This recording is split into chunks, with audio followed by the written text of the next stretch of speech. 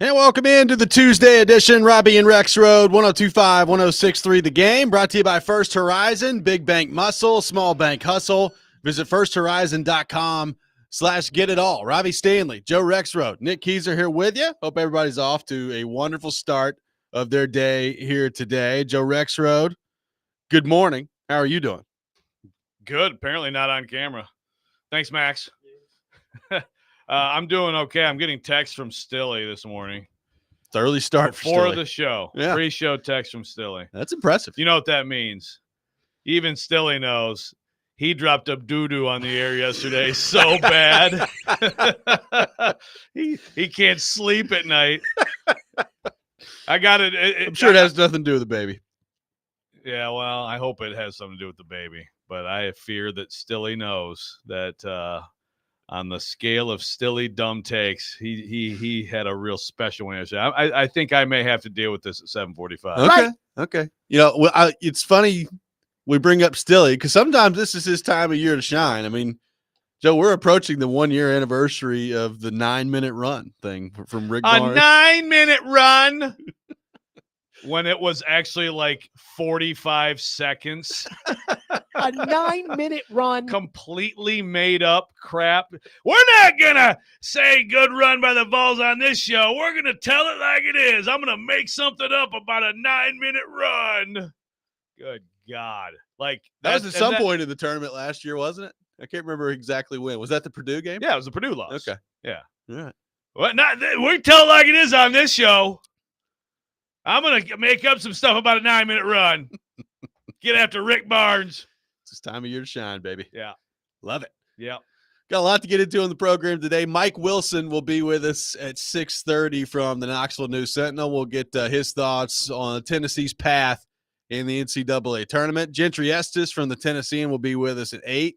We got a whole lot of things to get into with Gentry, including the Titans, what's taking place to this point in free agency, and Vanderbilt and Tennessee in the tournament as well. So looking forward to all that. Taking your thoughts, 615-737-1025, our phone number. Joe, the second consecutive day on our program where we've got live sports to watch in the studio. Yesterday, we were graced with the playoff 3 holes of the Players' Championship in which Rory McIlroy won. And now we've got live baseball, the Dodgers and the Cubs in Tokyo this morning for games that actually count in the regular season. Yeah, I had no idea. I mean, I didn't either until I turned it on. Yeah. So who do we have on the mound then? I think Yamamoto is pitching for the Dodgers. Okay. I don't know who's pitching for the Cubs. Imanaga. There you go. All right. Cool, man. It's live sports. Live 2 days in a row. sports. That's what we do. We don't get those very often. No. On the morning show. It was like during COVID, we got was it a Korean league that we had Yes. for a while, right? Yeah. Which we got into. Yeah, we did. I mean, hey, man, it was all that was going on. It was. So we talked about how everything looks like it's trending towards the direction of Cam Ward. And you can add some more fire to that yesterday as Jeremy Fowler was on the Dan Patrick show. And I'll just quickly read the quote that he had. So, quote, talking about the Titans. From what I gather, they seem pretty comfortable with Cam Ward. There's some momentum there with other teams I've talked to in the league that they feel like they're going to sit there and take Ward. I know the interviews with Ward have gone well. They feel comfortable with the mistakes he's made on the field. They feel like he's done a good job of explaining those and get coached out of them and correct them. He's got the obvious upside on top of that. So to equal all that out, you sense a little momentum for the Titans to sit put. So more logs on the fire of the Titans taking Cam Ward at number 1 overall. My question for Titans fans today is simply this. All right, it looks like you're taking Cam Ward, barring some sort of surprise here as they move forward here. Are you cool with that? Like, is that what you want? Are you in? Are you all in on Cam Ward as your quarterback? Because throughout this process, Joe, I would say based on purely the reaction of our show, I would say we've had some the whole time, Titans fans, that have been like, Cam Ward's my guy. Let's go get him. Cam Ward is the guy that's going to turn this franchise around, and he should be the pick. I would probably say throughout the process that we've gotten more of, let's trade back, let's collect some picks, and then take an Abdul Carter or a Travis Hunter or somebody else, because I'm not sold that these quarterbacks are the quarterbacks that are worth taking. So now that it looks like and again, I stress looks like, your team is taking a quarterback at number 1 overall, and that quarterback is Cam Ward, are Titans fans on board with that? That's my question for Titans fans today. Good question. And of course, it's nothing like this is ever going to be unanimous, but I would guess that a pretty strong majority would be in favor of it. I mean, it seems like it wasn't that long ago. We like I said, we were talking about we're just talking about basically anything but this idea. Right. We were talking about all the veterans and the trading, and of course that's what they're going to do. They're going to trade out of there. They need picks badly. These quarterbacks aren't exactly what you're looking for. So, and even then, I feel like a lot of people were like, what are you doing? Go get the QB. And, I was like, no, you don't do that. Well, I think they're going to do that. So I think obviously I think it means that they have changed their mind, right? I mean, that seems to be the way it's gone, is that they have, again, what you just read there, remember, they've warmed to the idea. He helped himself a ton in interviews. We talked about that too. It's like, can you put into words the film? Can you give words to the film and make people feel like you get it? And that even some of these, these plays that you just can't even start to think about trying to get away with in the NFL that you can in college, that you can actually like figure that out. So, I mean, look, I feel like there would be a strong majority from Titans fans in favor of it at this point. Well, especially now, we had a lot of those conversations prior to free agency, right? It was, all right, well, go get you a free agent quarterback, and then you can trade back. And if you have the opportunity to draft your quarterback of the future next year, well, then you can do that. Well, now we know what the free agency picture looks like. The quarterbacks are largely gone, and the ones that are not considering you, and it doesn't look like you're considering them. So you've got Brandon Allen and Will Levis in your quarterback room right now, and neither one of those guys are going to be your starter. So everything's looking like it's Cam Ward's team as they move forward here. What does that look like in year one? Is he the guy? Is he the right pick for you if you're a Titans fan to try to take a shot here to find your franchise quarterback? I mean, we've already got reaction on the text line. Trevor says, yeah, they said the same thing about Levis and the mistakes that he made being coached out of bad decisions. I'm still trade back. I'm with you, Trevor. Ty on the text line says, I'm with you. I prefer to trade back and load up, but there's a chance Cam is special. Part of me says we can't pass that opportunity up. Another texter says, I don't want Cam Ward because we won't give him a long enough chance to even develop. This from an unnamed texter on the text line. Now that one, is that based on Levis? I guess so. I mean, now they had Mariota. If you're going just purely organizational history, Mariota had plenty of time to develop. Which is also the difference between the number 2 pick and a second round pick. But yes. Jake Locker had time to develop. Vince Young, when he wasn't throwing shoulder pads in the stands, had time to develop. So it's not like that's been some organizational thing. Now, I will say the timeline, I feel like, around the league for these young quarterbacks, if you're playing early, has shifted, right? Like Kenny Pickett was a first-round pick and was out of there in 2 years in Pittsburgh. We won't even bring up the Josh Rosen stuff. Like, it's kind of its own thing. But, even Zach Wilson. Like, Zach Wilson was a high pick, and basically 3 years into Zach Wilson's career, he was discarded by the Jets. Yeah. I mean, now, again, he played bad, so there's reason for that. But people give up on these quarterbacks quicker than they did before. Very quickly. Yeah, and at times too quickly, and then they resurface. And that is a possibility, like with a Levis. But I mean, I think last year, I think the data from last year is pretty clear on that. So I think if the Titans take Cam Ward at number 1, that won't be the problem. I think you'll see the full timeline for him. Now, again, is the full timeline now the same as the full timeline was 10 years ago when they took Mariota? Maybe not. Maybe it's more like 3 years. Yeah. And look, sometimes that isn't enough. And so, but it's not going to be like Levis, which, again, I'm not saying the Titans were wrong with Levis, but it is fast. It is fast. Texter's asking would it be better if he starts or sits. I mean, they get Brandon Allen's other quarterback, so I don't think that it's even a question. I think that he will be the day one starter. Do I like the idea? Not necessarily, but yeah, like that's where they are. And look, I like the idea for us. you know, Sure. for media in the town to have an interesting.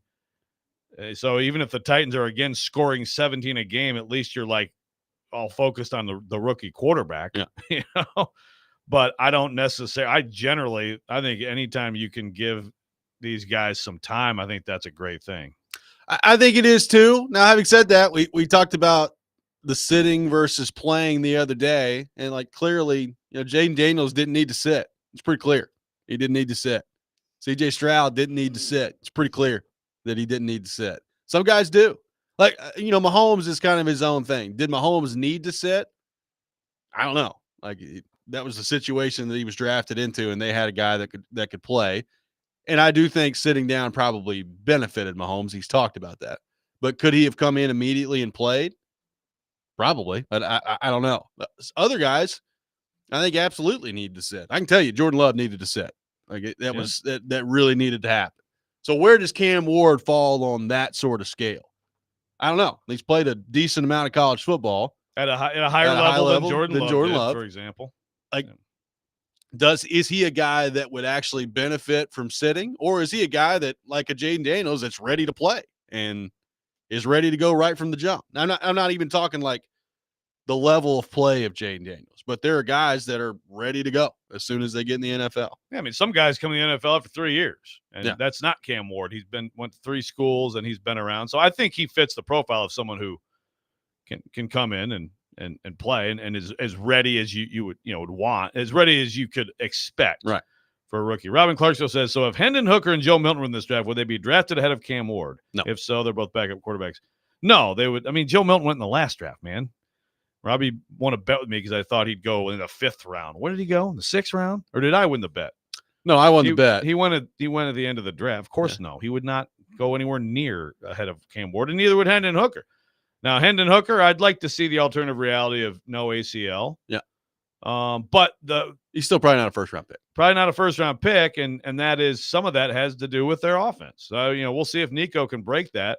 But there are some NFL people that are like, it takes 2 years to even get that out of you and play this offense. So, but no, the answer is a strong no there, Rob. 615-737-1025 is our phone number. It looks like Cam Ward is going to be the pick for the Titans. Titans fans, is that what you want? Would you want to see Cam Ward be the number 1 overall pick? Are you still team trade back? Where do you fall on the Titans and Cam Ward at number 1 overall? More of your thoughts on that coming up next. Robby and Rexrode, 102.5, 106.3, The Game.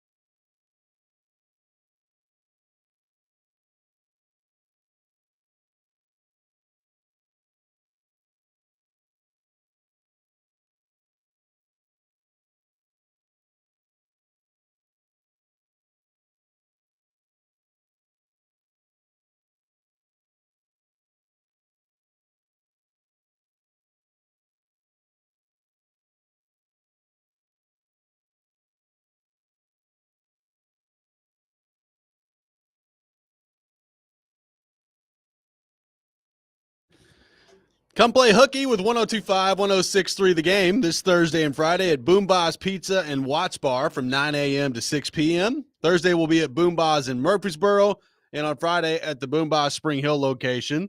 Come enjoy award-winning pizza, handcrafted beverages, win prizes, and watch the basketball games with us as well. Robby and Rexrode here on 102.5, 106.3 The Game, live from our Busy Bee Plumbing, Heating, and Air Conditioning Game Nashville studios.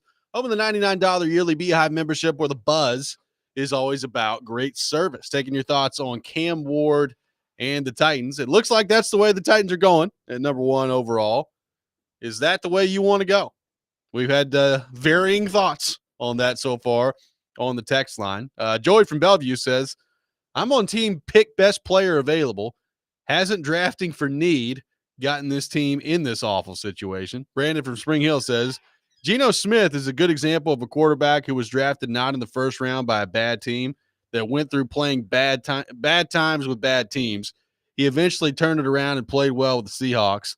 I don't know how he'll fare with Vegas this year, but you never know. And we talk about that draft specifically a lot as it relates to this quarterback draft, with maybe people not as high on this draft. Now, Geno Smith did not work with his first team, has since come back to Seattle and has played well, and now he's been traded to the Raiders. So we'll see what he does with the Raiders there. But certainly a revitalization of his career.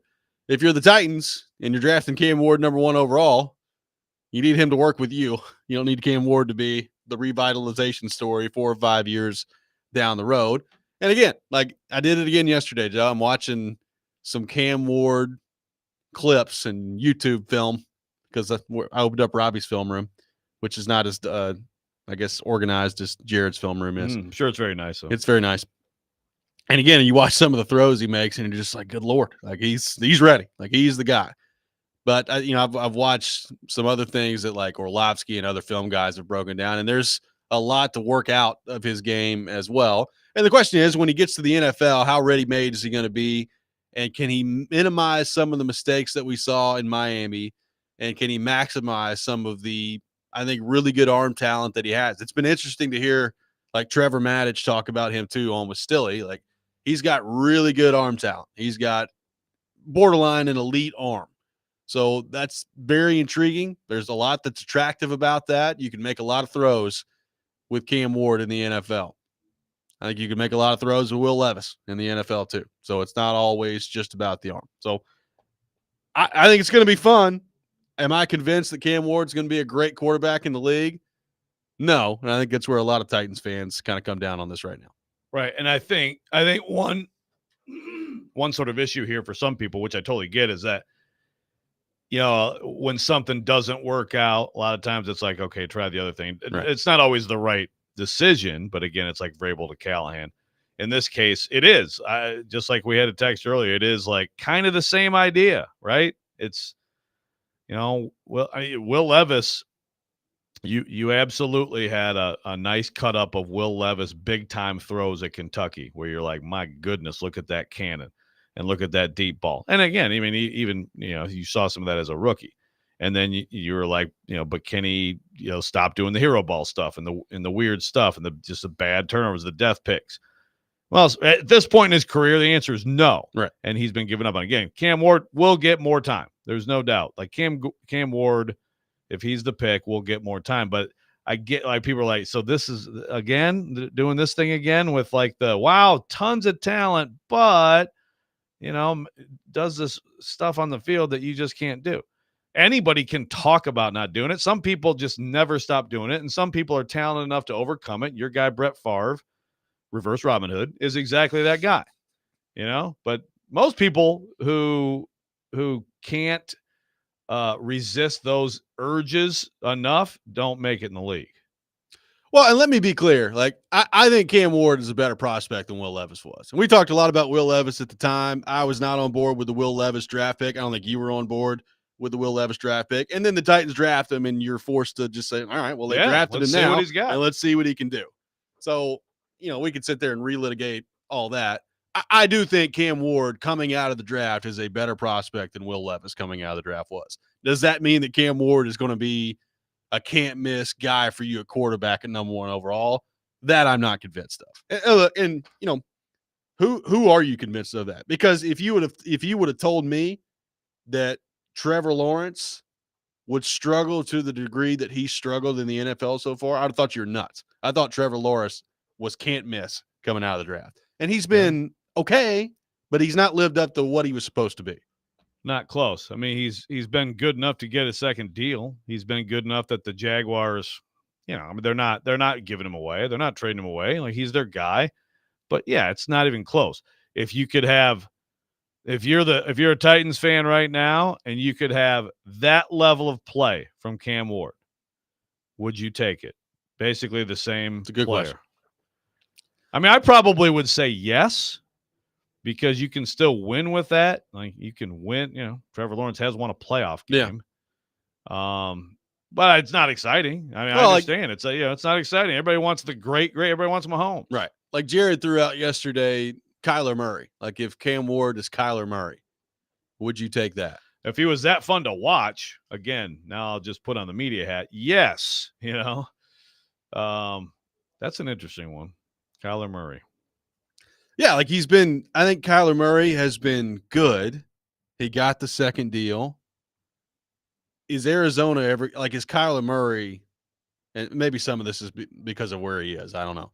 But is Kyler Murray ever going to win a lot in the NFL? My guess is probably not. Yeah, I don't know. I don't put the lack of winning all at his feet. I don't put it all or on else him. He wouldn't be the quarterback, right? No. He's had some some very ups and downs. Yes. I feel like, Yes. I mean, that's so if you can get if he can become the best version of himself moving forward, I think that he can win. At some point they got to build a better team around him. If you could have the best version of him, I'd take that. Yeah. I mean, look, there's the obvious of like your Lamars and your Josh Allens and your Mahomes and your Burrows. Like, of course you would take that. Yeah. Like, but if that's a lofty bar that everybody wants to get to, that's very difficult to achieve. In the meantime, like, what's the comp of how good Cam Ward would have to be for you to be like, yep, I'll sign up for that? Like, is Kyler Murray one of those guys? Trevor Lawrence, is he one of those guys? Like, looking around the league, Tua. Like, if he's as good as Tua, barring all the injury, forgetting all the injury stuff. Like Tua when he's on the field, would you take that at number one overall? I mean, again, most people would be like, oh, no. But it's like it can be so much worse than that. That's the thing. I mean, no one wants to – if you know that right now, then I agree with the texter who says this is why you don't draft for need. Right. This is why you draft the best possible football player, and you get what you hope is a great player who's someone who makes a difference for your team, not at the quarterback position, and then at some point you find your quarterback. Again, that was basically how I looked at this offseason for the Titans, but that's now that they're here, I mean, that doesn't excite me, but also like when we talk about 20% working out, 1 in 5 working out, that falls under the umbrella of the 20%. Right. Sad as that is, it's true. It's hard to get to the upper crust of that 20% where you're talking about elite superstardom. Let's quickly go to our 102.5 The Game phone line, driven by WilsonCountyHyundai.com. Welcome in Scott to the program. Scott, good morning. Thanks for calling in. Thanks for taking my call, fellas. In the car on my way to work. Nice. Cam, well, I mean, it looks like that we're doing that, and just like you said about Will Levis, I guess it's like, well, we drafted him. Let's see what we got. But my question is, who is he going to throw to? The best thing for a young quarterback is to have a tight end. We got Chig and number 81 from Cincinnati. I forget his name, but Wiley. Yep. Who is he going? Wiley. We don't have targets. We have one wide receiver. The best thing when you have the number one pick, it has to be a can't miss, and it's not one this year. I think that it's best to trade out. I still say that, but it looks like from all what they're doing, it looks like that they are going to take him. I'm hoping that they're just showing that, hey, we love this guy, so we can get more collateral. But I don't think that Cam Ward is going to be a savior like the number one pick should be. Guys, and I appreciate you taking my call. And I'll hang up. Oh, let me just say this, too. free agency here, and you have to get the draft picks right when you're a team in a Nashville area or like Cincinnati or big places like that, because guys just don't want to come as free agents. The top guys don't come to Nashville. You got to get it right, and you can't keep missing like with Caleb Farley, with Will Levis, a second rounder, with all these guys that we picked over the years. That's why we're sitting at the top pick, because we didn't draft right, and I'm happy that we get rid of these guys. Hopefully that we can get it back together. It's gonna take a while. Hopefully get back together. I'll hang up and listen to y'all's great show. Thank you, Scott. Appreciate it. Yeah, I mean, there's no doubt, particularly when you've drafted as poorly as the Titans have drafted over the past few years, you got to start hitting on drafts starting right now. Yeah. Now, I will say real fast that, when they were winning, I mean, like guys like Bud Dupree and Clowney, again, they may not have worked out, but they got some guys. There's a lot more interest when you're winning. Now it's a lot harder. Yeah, no doubt about that. We'll be joined by Mike Wilson coming up next from the Knoxville News Sentinel. Get his thoughts on Tennessee, their path in the NCAA tournament. Robby and Rexrode, 102.5, 106.3, The Game.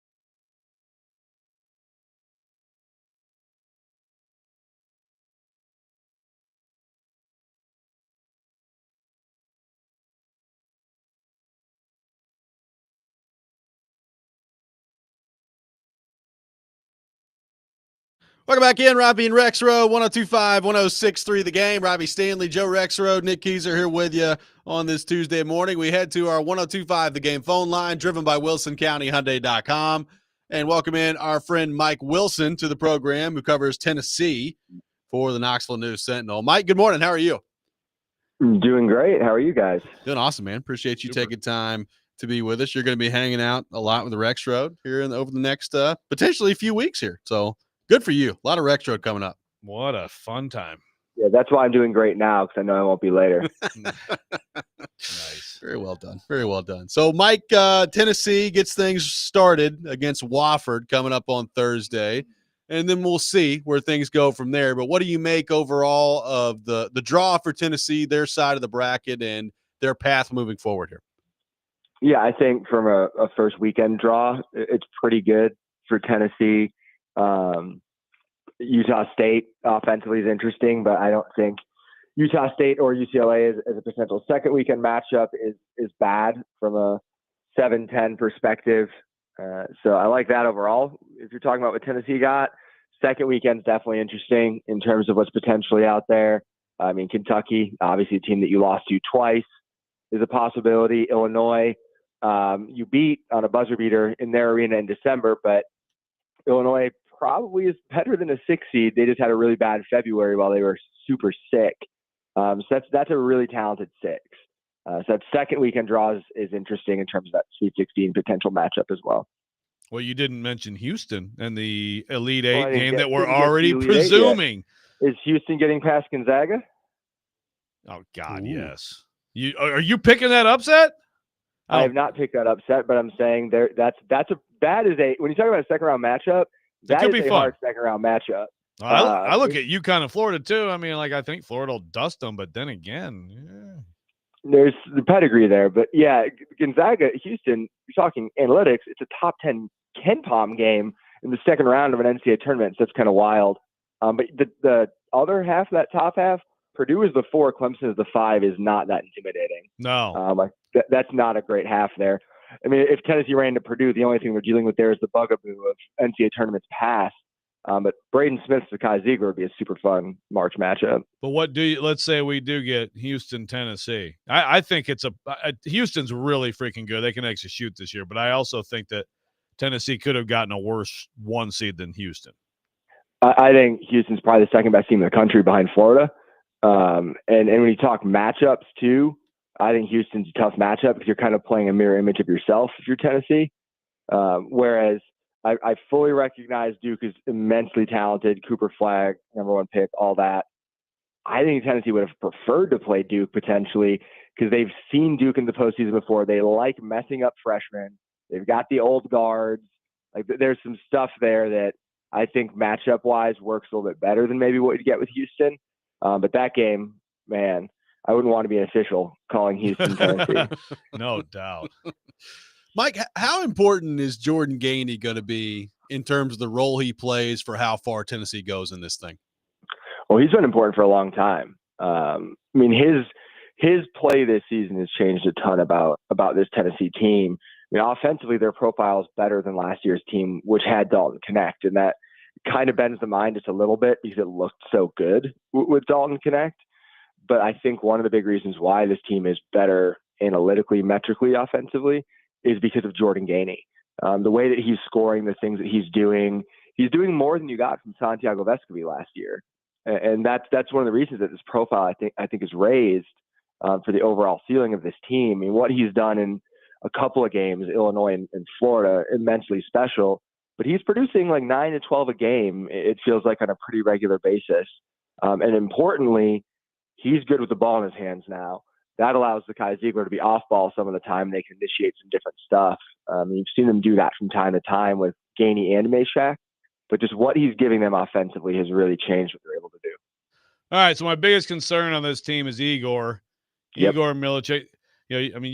First of all, very close. I think I said this yesterday on the show, but I was very, very close. I mean, both of us were to one, huge late game plays against Auburn where he just doesn't catch the ball, and Ziegler, that great deep catch the whipping ball.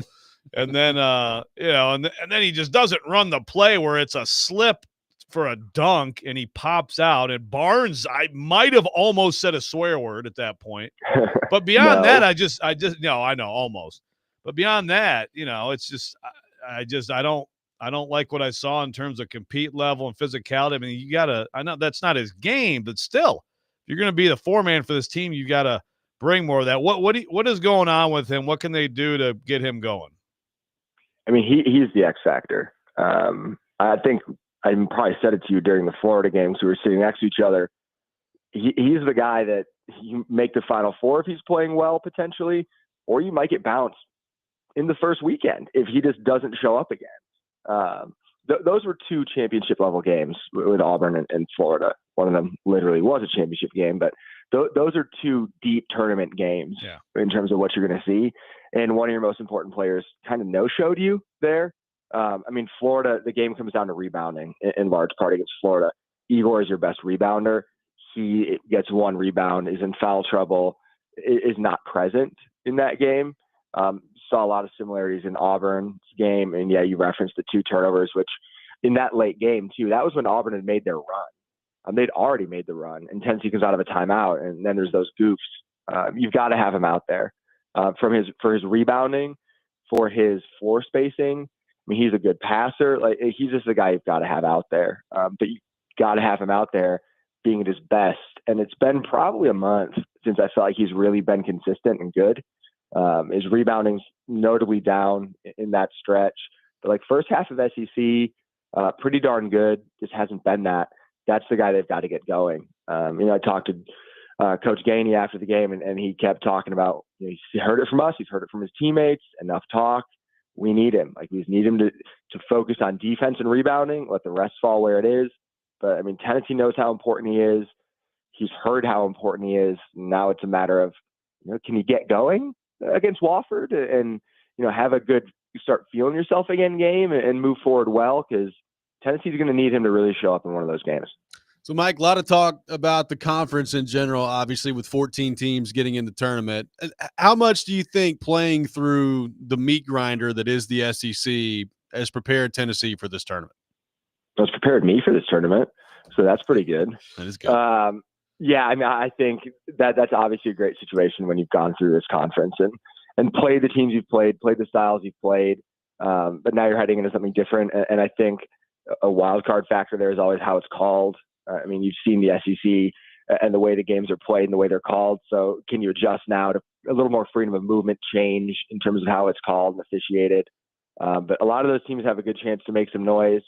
I thought Texas getting in was a little surprising, but obviously good news for the conference and spoke to the pedigree. But yeah, pretty cool year. And I know they went 500 in conference play, but good job for the SEC to get in that many teams. I think that was a data point of someone on this station to point out how they're not that great. So the wear and tear here beyond the SEC, just the lack of depth for this team. Yeah. Like, there are longer timeouts, but and like you said, they've been able to take Ziegler off ball a little bit. It seems to me like he looks fine. His legs look like he's got lift on his shot, and he's in better shape in that way going into this tournament than he was last tournament. Are there any concerns? And really, even like Igor, is there an injury possibly as part of the answer with him? He's dealt with a calf on and off throughout the year. So that has been a thing, but I thought it was funny. I can't remember which game it was after. Might have been Auburn, but Rick Barnes joked that Zakai was in foul trouble. It was a really good thing for him because it made him take him out of the game for a little while longer and get him rested, which he wasn't toward the end of March last year. I mean, the Purdue game, I think, was his 3rd straight game with 40 minutes in the NCAA tournament or close to that. Depth is kind of that wild card with Tennessee in terms of their roster specifically. They're thin in the post because JP Estrella got hurt. They only really play 8 guys, and the 8th is Darlington Dubar, who I thought showed some good flashes and good minutes in Nashville in both the last 2 games. Or where Igor kind of shrunk in those games, it felt like Darlington jumped a little bit, promising there. But he's in and out in terms of minutes. So you're really leaning into 7 guys, and that's a very small rotation in March. I mean, Rick Barnes has done it before with some of his rosters in the past in March, but that is hard. It's a very physical, heavy game for 7 guys to carry the load there. So that's, again, you go back, Igor's got to show up because you can't lean heavily only on Cade Phillips and Felix Opara. So depth has kind of been one of the questions all year long, and it's going to be relevant again in March. Mike, it's going to be fun. Looking forward to getting it rolling here in a couple of days. Keep Rexrode in line, and thanks for being with us this morning. Yeah, Joe, I'm busy whatever night you want to get dinner. Sorry. Early, we're going to early bird dinner at my age. Sorry, Yeah, early I'm bird. busy. Yeah, all right. He's got a lot of stuff Actually, to do. I think Mike takes he brings like broccoli and like Tupperware now to Mr. Wow, that's impressive. Mr. Health Food. I'm in my 30s. My life changed. My body changed. So. Here we go. Thank you, Mike. Mike Wilson for the Knoxville News Sentinel, our guest on Robby and Rexrode. We'll react to what Mike had to say. Take your thoughts on Tennessee, their path in the NCAA tournament. We will get back into the Cam Ward discussion to begin the 7 o'clock hour as well. All that coming up. Robby and Rexrode, 102.5, 106.3 The Game.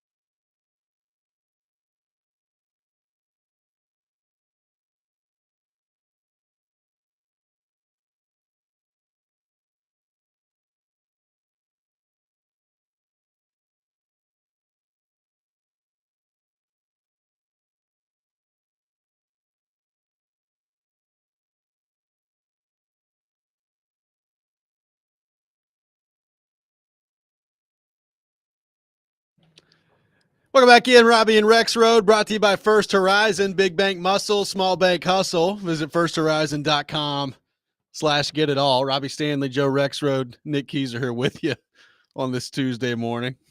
I'm very much looking forward to 7:45 coming up later today. May not be long enough. Dude, yeah, it really probably just play stuff and just have no comment on it. Here, listen to this. Can you believe this was on our station? It's been a fun show so far during the break. There's a dragon! I'm just watching Rexrode's face in the breaks just progressively get more red listening to Stilly from yesterday. So bad.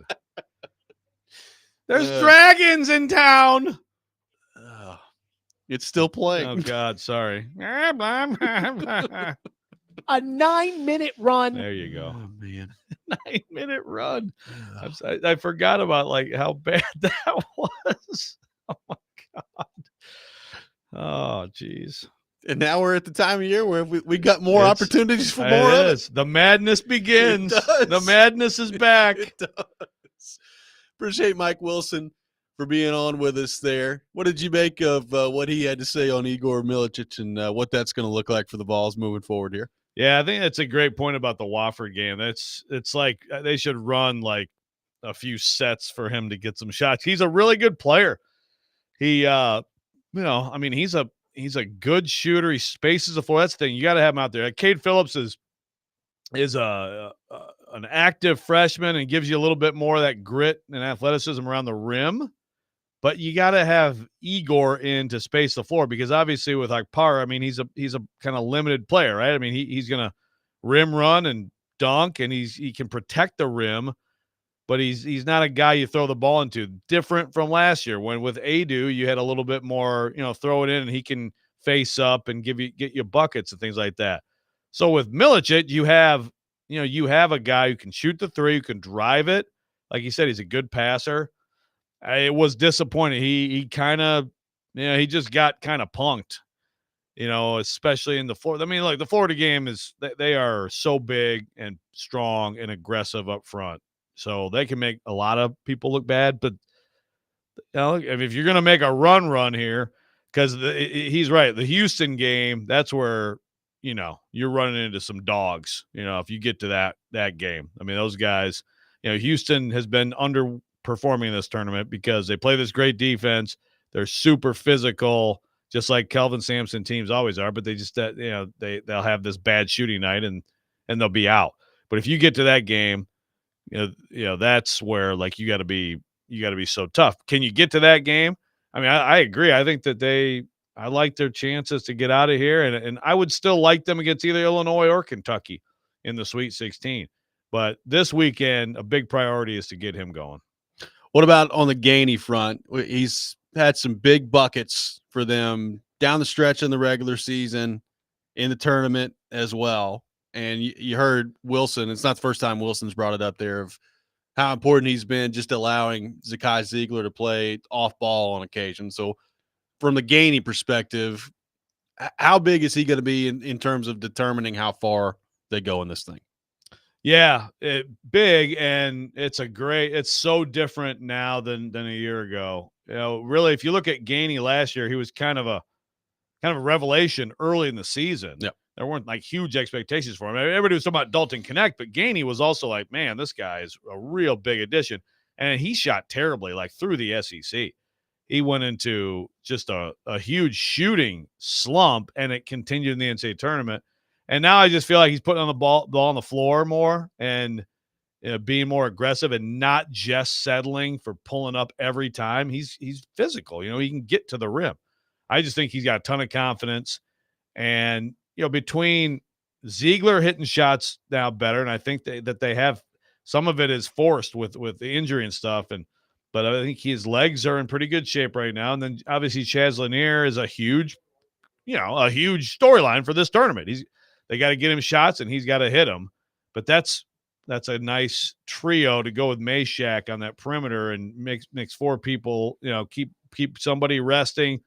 and keep rotating those 4 guys among 3 spots, it's a pretty good situation. Got some more thoughts to get into on the Cam Ward front as it relates to the Titans. We'll take those on our text line driven by WilsonCountyHyundai.com. We'll get back into that. There was a signing yesterday that made me shake my head. I thought the Titans should have got in there and pursued this player. We'll get into that in the next hour as well. All that coming up. Robby and Rexrode, 102.5, 106.3, The Game.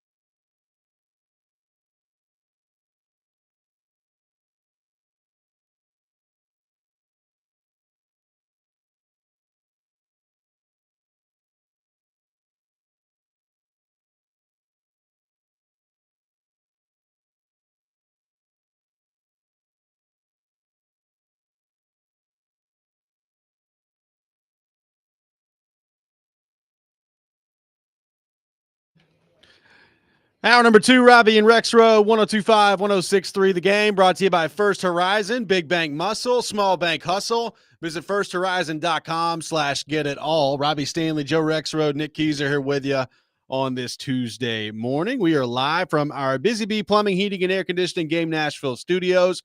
Home of the $99 yearly Beehive membership, where the buzz is always about great service. We'll be joined to begin the 8 o'clock hour by Gentry Estes, get his thoughts on the Titans, get his thoughts on Vanderbilt and Tennessee in the NCAA tournament as well. So looking forward to that. It looks like Titans are drafting Cam Ward. We'll see if that actually ends up playing out in actuality.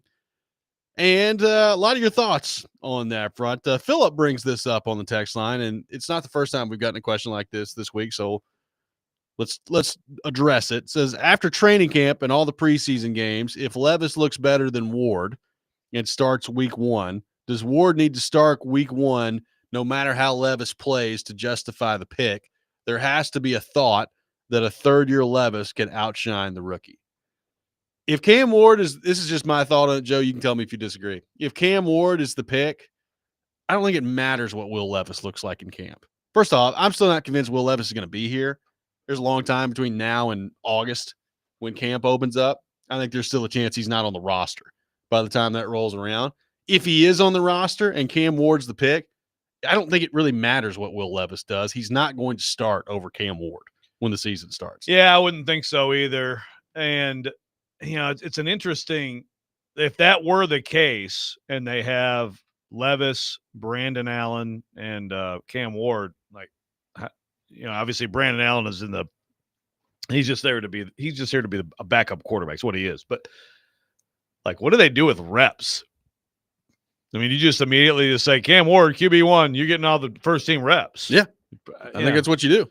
So, and that's where it's like, that's why, as we've talked about a million times, I think it makes more sense for Levis to just not be here. Which is why I still think he won't be. Yeah. Like, I know he's here right now, but there's a long time between now and training camp. Yeah. So that's would be my guess. But yeah, like the idea, if you're taking a QB at QB1, I mean, that's what you're usually when teams do that, either they have no one or they have an older quarterback. And, you know, sometimes that's the choice is Jacoby Brissett, do that for a few weeks. Gardner Minshew, you know, the Colts were supposed to be going with Gardner Minshew 2 years ago. And then they were just like, well, actually, Anthony Richardson, you start. That was one of those situations where it wasn't like a slam dunk, like, you know, he's top of the draft and they weren't just going to go with him. They still went with him, but it wasn't rep-wise in camp. But that's a different thing. That's Minshew, journeyman veteran who has started and had some success. And Levis is a very recent second-round pick who just hasn't worked out in 2 years. So it's just a weird situation if he's here. Well, we had a caller before we got to Mike Wilson. Scott called in and was talking about who's Ward going to throw the ball to if he's the pick at number 1. And right now, the answers to that question are pretty bleak. Like, you've got Calvin Ridley, who is fine. We'll see if he is a legitimate number 1 wide receiver with better quarterback play. We'll see if Cam Ward gives better quarterback play than what we saw last year.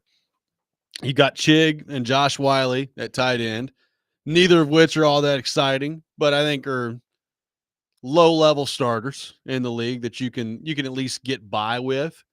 And then beyond that, there's a ton of work to do at wide receiver. I mean, you've got Van Jefferson on the team.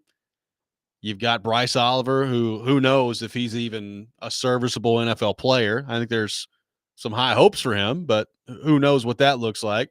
So you're going to have to continue to fill those needs. We talked yesterday about some free agent veteran options that are out there. I think one of those guys is going to make sense, and I think the Titans need to explore that. The draft, I would be stunned if they don't come away with at least one receiver in the draft relatively high here. So there's going to be, I think, probably 2 or 3 more additions to the room that you're going to see between now and then that are going to play significantly for this team heading into next year. But the bottom line is, like, it's difficult to expect that between now and the time the season opens up that you're going to look at like the skill positions and the weapons for Cam Ward to throw the ball to, and you're going to be blown away by it. It's going to be like Calvin Ridley and a bunch of guys, and maybe a rookie that can come in and be really impactful for you. We'll see. Yeah. Can you get, I don't know. I mean, Luther Burden probably won't be there. Like at 35, who can you get?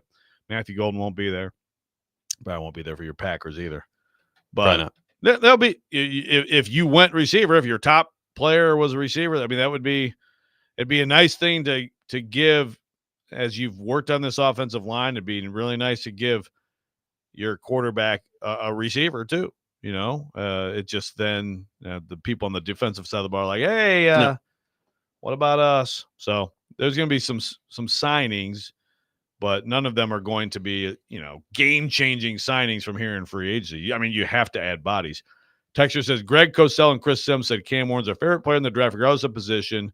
You can't pass on that. Well, I mean, Greg Cosell, Chris Sims, any draft analyst you want to mention, any GM you want to mention, any coach you want to mention, any radio gas bag you want to mention, are dead wrong on a million people. I mean, we're all wrong all the time. So, I mean, I think Greg Cosell's a really good analyst, but like, if you want to go through his history of people he's loved and hated in the draft, I promise you'll find some huge mistakes because everybody makes them.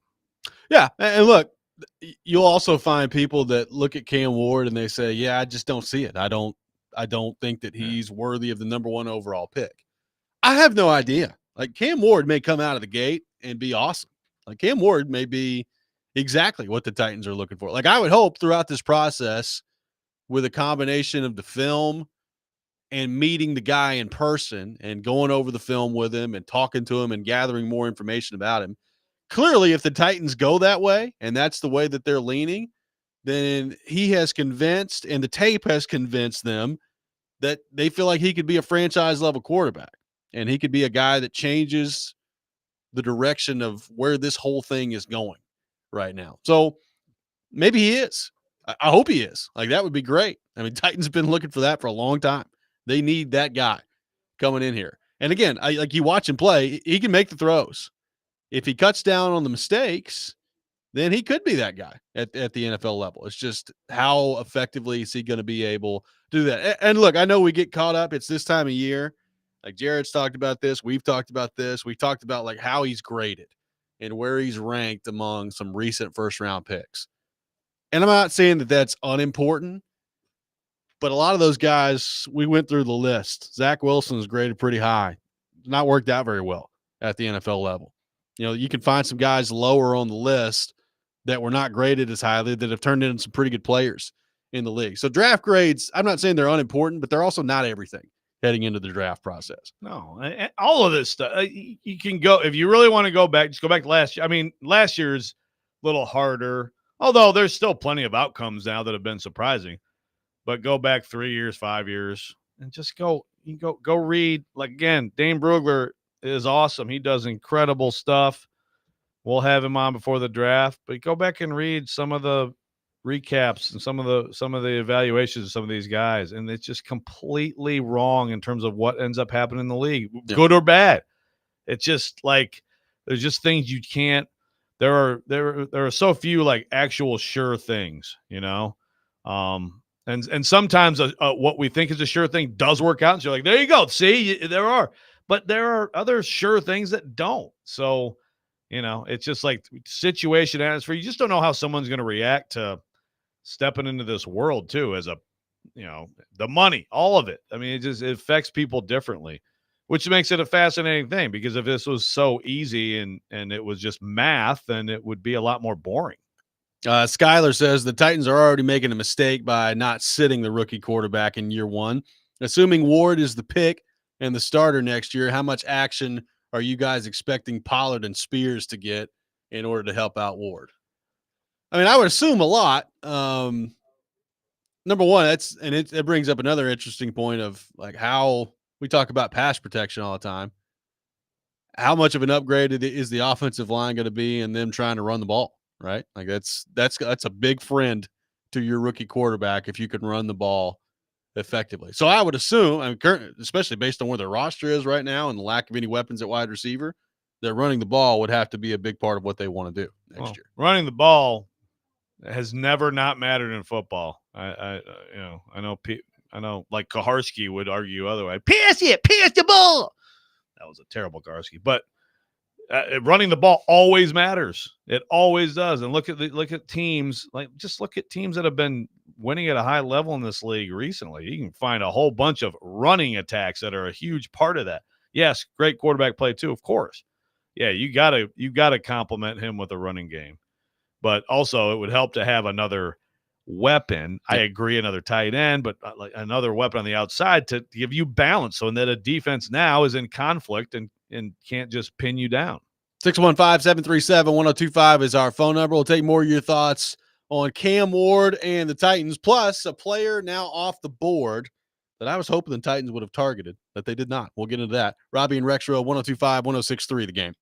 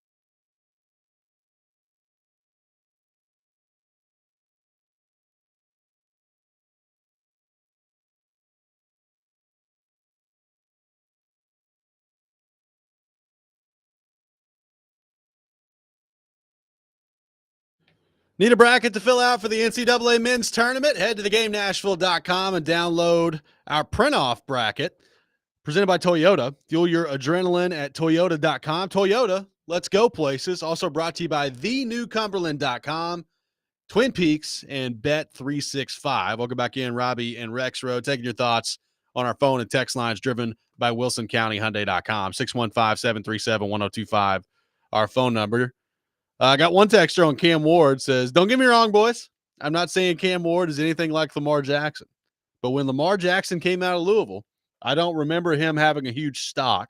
From what I remember, most people thought it was unsustainable. Yeah, that is absolutely true. People were insanely stupid about Lamar Jackson, including some on this station. By the way, man, if I was good at searching tweets, maybe you can help me with this. Go back and find some of my tweets from when Lamar Jackson was in college. I was like, what's wrong with you idiots who don't understand this guy's going to be great in the NFL? Like, seriously. I swear I tweeted it like at least 3 or 4 times. Now, again. Did you compare him to Dan Fouts? Well, come on. That's just a little lofty. But no, Lamar Jackson went at the end of the first round, right? I don't know if it was the last pick. I think he was 32nd. Okay, there it was. It was the last pick. So, yeah, a huge miss for people who thought. Now, again, yes, Cam Ward and Lamar Jackson, I don't compare their games at all. I mean, they're very different. Yeah, but no, I mean, he's a great example of people missing the wrong way or the other way. Which happens all the time. That happens all the time, too. Which is why Brock Purdy went in the 7th round and Tom Brady went in the 6th round. And, these are outliers, but it still happens. Dustin in Nashville says, the issue with not taking Ward and waiting a year is you can end up in the Giants position this year. And if you don't have number 1, where the teams in front of you may be dead set on their guy, they're not willing to trade back. This from Dustin in Nashville on the text line. Yeah, but again, that's not why you make but that's just not why you make decisions. I agree. You make this decision because you actually believe that he's the guy. I totally agree. Having said that, Giants are in a tough spot. Yeah. Yeah. Maybe Aaron will. Russ, come on down. Seems like it seems like they're Aaron's 3rd choice, or maybe 4th choice after retirement. I don't know. I don't know if Aaron's going to decide what he's going to do before training camp starts. So we'll see what happens. Yeah. I mean, good Lord. I mean, at some point, these teams have to move on, right? You would think. I don't know how long this is going to drag out. Yeah, I mean, at this point, based on all the reporting around it, we read off the piece from Jeremy Fowler earlier about how the Titans are comfortable with Cam Ward. Yeah, I would be surprised at this point if it goes any other direction than the Titans taking Cam Ward at number 1 overall. For us, like it's going to be fun. Like at some point, the Titans are going to find their franchise quarterback in a draft. And we're going to talk about that quarterback for the next 10, 12 years. Is it going to be Cam Ward? Is it going to be 30 years from now? I don't know. There's going to come a time at some point along the way where the Titans successfully identify a quarterback in the draft. And I'm hoping that Cam Ward's the guy, if that's the way they go. Yeah, I actually, that would be an interesting story. Let's see if Kaharski will work on this story on, comparing the different franchises in this league in terms of droughts or how many swings and misses trying to get. Obviously, Cleveland immediately comes to mind. The thing about Cleveland is they actually did make a good pick, and he was good, and then they decided to move on. And now he's good somewhere else. And boy, do they regret that. But yeah, you're talking 30 years. Yep. McNair was I think 95. 95 or 96? I think he was 95. So you're talking 30 years since you've been able to draft a franchise quarterback and have it work out. And you've missed on several guys since then. So that's again, I think, there's probably other franchises. First of all, there's franchises with longer histories. I mean, the Oilers, well, of course, Warren Moon I'm trying to think, was Warren Moon drafted, but then no, he was just signed out of the CFL several years into his CFL career. So yeah, they really haven't. I mean, I wouldn't call Dan Pastorini, he was fine, handed off to Earl Campbell for the most part. Yep. So, I mean, Steve McNair is the one guy in the history of this franchise going back to the early 60s. That's pretty barren. Yeah. I mean, and look, they're not alone there. Like, Detroit had Stafford for a long time, which people forget about because they were so bad with Stafford for a long time. They still went to the playoffs a few times. Yeah. So, that they finally got it right with him. Right. You know? But, I mean, there was a long time through the wilderness before that. I mean, remember the Joey Harrington pick? Oh, yes. Oh, yeah. There's another guy that there's another guy that I swear if he didn't get drafted by that crap franchise, he could have worked out somewhere else, you know? But that's a lot of the story. Right now, I mean, the Chicago Bears, I don't think have ever hit. I mean, you could say Jim McMahon. I mean, they won a championship, but Jim McMahon was not a star quarterback in the NFL with great numbers. He was a lively personality and a fine quarterback. I mean, I guess you could say, I mean, you won a championship. Sure. I don't know. Like that's where it gets interesting too. Like if you won a championship with a guy and he was good, does that not count? But he's not a great quarterback, never was. So they've really never done it. Right. Until maybe now. Caleb Williams. We'll see. Joe, a player off the board that I would have liked to have seen end up with the Tennessee Titans. And of course, he ends up in Philadelphia, which has me fearful that he's going to end up with like 10 sacks this year. But Azeez Ojulari agreed to a 1-year contract with the Philadelphia Eagles. We talked about him a lot in the draft process before he ended up getting drafted by the Giants. And look, it's not like Azeez Ojulari has just torn it up with the Giants, but you're talking about a 24-year-old guy, a team right now in the Titans that is just absolutely barren at that position. He had 6 sacks last year. He had 8 his rookie year. He's had 8, 5.5, 2.5, and 6, and has had some injury problems throughout all of that. So, again, it's nothing to write home about with Azeez Ojulari, but at his age and given where the roster is right now, and especially seeing the deal that he got 1 year, $4 million, I would have liked to see the Titans throw their name in the hat on that one. I'm with you. Yeah, especially the younger guy with some production, with some injury, but still younger, and there's still some, there's some room to grow and maybe really, find your stride in this league. I mean, we talked about him a ton during the draft year, which remind me which draft that was. Which draft was that and who they took? Was that I 2021? easily get them mixed up. I think it was 2021. Let me double check that. It was 2021. There you go. So that was Caleb.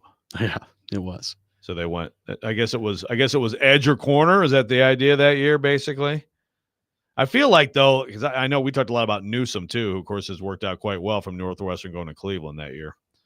But regardless, yeah, I'm with you. And that they need to get in there. This is the week of. It's like you have that first wave, and then you really do slow down a ton. Yes. And so it almost feels like it's over, but there will be another, stretch of signings and they will be active. I'm pretty confident in that. I don't know that I have a high confidence that they're going to get a lot of impact players, but this is where you have to fill out your roster. You have to get some guys who can help you. And there are still guys out there who can do that. 615-737-1025 is our phone number. Coming up next, it's time for Pred's Pick to Click. Be the first caller at 615-737-1025. We'll do Pred's Pick to Click. Also, an idea thrown out there from Deion Sanders about how to fix the spring game moving forward. We'll visit that. Robby and Rexrode, 102.5, 106.3 The Game.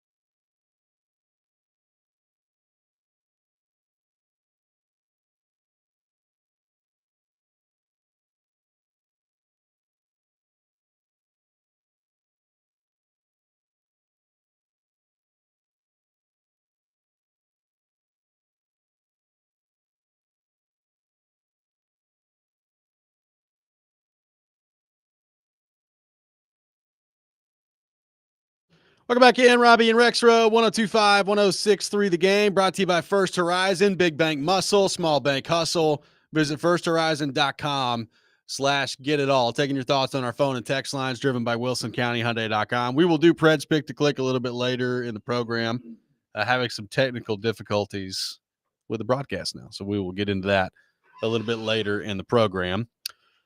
Deion Sanders was speaking, Joe, as Colorado is underway with their spring practice, and had an interesting thought about the future of the spring game and maybe something that can be done to spice things up a little bit with spring football. Here's what Deion Sanders had to say, I believe yesterday at the University of Colorado. Spring game will be televised. ESPN2 will broadcast spring game on the 19th. We got to sell this thing out and pack this thing because the way the trend is going, you never know if this is going to be the last spring game. I don't believe in that. I don't really want to condone that. I would like to play the spring. Actually, I like to play against another team in the spring. That's what I'm trying to do right now, to have it competitive. Playing against your own guys kind of get monotonous, and you really can't tell the level of your guys because, you know, it's the same old, same old. Everybody kind of know each other towards the end. I would like to style it like the pros. I would like to practice against someone for a few days, then you have the spring game. And I think the public will be satisfied with that tremendously. I think it's a tremendous idea. Yeah, I've told those personnel who should understand that it's a tremendous idea. So that was Deion Sanders on the spring game saying, hey, let's get some joint practices in here with another team, and then let's have a spring game against another program. What do you think of that, Joe? Is that what it's going to take to get people excited about spring football around here? Well, this isn't new. People have talked about this before. Actually, Mark D'Antonio, when I was on that beat a long time ago, was kind of got into this big time, like about how, you know, they were talking about maybe like a MAC team, you know, coming to East Lansing and things like that. Hey, look, I think it's a pretty good idea, but you know, even with the NFL, it's like those practices and stuff. And the obviously the preseason game, they mean nothing, but those practices mean something. Yeah. But those are the teams that are about to start playing. Right. Whereas this is, you know, you saw like in the spring, I mean, you've got a ton of your, you know, obviously you got freshmen, some are early enrollees, but for the most part, they're not coming until August. I mean, there's still movement in the portal to come. It's just, that's the problem. The problem with spring football is no matter what you do, like you are putting lipstick on a pig. It's just, it doesn't mean anything. You know, the spring game, some people get excited, and there are some fan bases. I mean, I've been to the Tennessee spring game with very good crowds. A lot of times that has to do with maybe excitement about a quarterback coming in or something like that. I mean, the Nico for a spring game. But most places, it's just, you're just doing practice, you know? You're just practicing. And now you have these coaches who are all like, I don't want other coaches to see my players practicing. That's the thing. So you got that too. So that idea totally flies in the face of, now I'm going to have guys in a competitive game with another team. I just feel like you play the game of football and you play a game. And again, you're not doing it like a preseason game, which is basically like, okay, the starters might get a series or two and then get them the heck out of there. Yep. If you're actually trying to play a game and have your regulars, you're going to get somebody hurt in the spring. And then, like, you're going to lose someone for the fall because of that. And I think it's a decent idea. But again, it's been thrown out there before. And some of the stuff I just said usually ends up throwing cold water on it.